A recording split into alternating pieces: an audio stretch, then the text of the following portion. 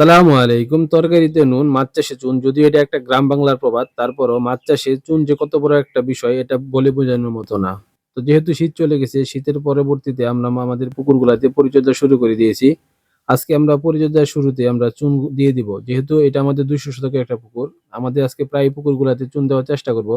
যদিও রমজান মাস, সবাই আমরা রোজা, জানি না কতটুকু পারবো। তো ইনশাআল্লাহ চেষ্টা করব যতটুকু সম্ভব দেওয়া যায়।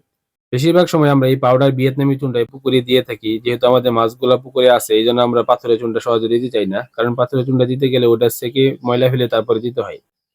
চুন দেওয়ার সময় আমাদের একটু সাবধান থাকা লাগে। কারণ চুনটা দেওয়ার পর যেহেতু বীজাণুর পর যেহেতু গরম হয়ে যায়, গরম চুনটা শরীরে লাগলে একটু সমস্যা হয়।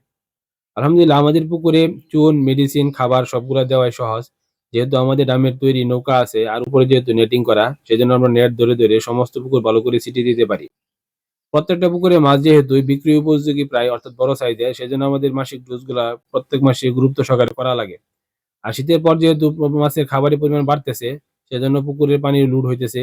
জন্য আমাদের আজকে বিশেষ করে চুনটা দিয়ে দেওয়া, আমাদের কিছু পুকুরের পানি ঘোলা এবং কালো বর্ণের হয়ে গেছিল। সেজন্য আজকে আমরা ভালো করে চুনটা দিয়ে দিতেছি। তো আশা করতেছি ইনশাআল্লাহ চুনটা দেওয়ার পর মোটামুটি পানিগুলা ঠিক হয়ে যাবে। আজকে ২৫০ কেজির মতন চুন সবগুলা পুকুরে দিয়ে দেওয়ার চেষ্টা করব। হয়তোবা একদিনে সবগুলাতে দিয়ে দিতে পারব না। কারণ আমাদের খামারে যেহেতু পুকুরের সংখ্যা বেশি, আর প্রায় পুকুরগুলা যেহেতু বড় সাইজের, সেজন্য একদিনে না দিতে পারলে আমরা পরবর্তী দিনে ইনশাআল্লাহ দিয়ে দিব। চুন দেওয়ার পর আমরা পরবর্তী বাকি ডোজগুলা চালিয়ে যাব। যেহেতু শিং, পাবদা, ট্যাংরা, গুলশার পুকুরগুলাতে পরিচর্যার ক্ষেত্রে যদি গাফিলতি করা হয়, বিভিন্ন সমস্যার সম্মুখীন হতে হয়।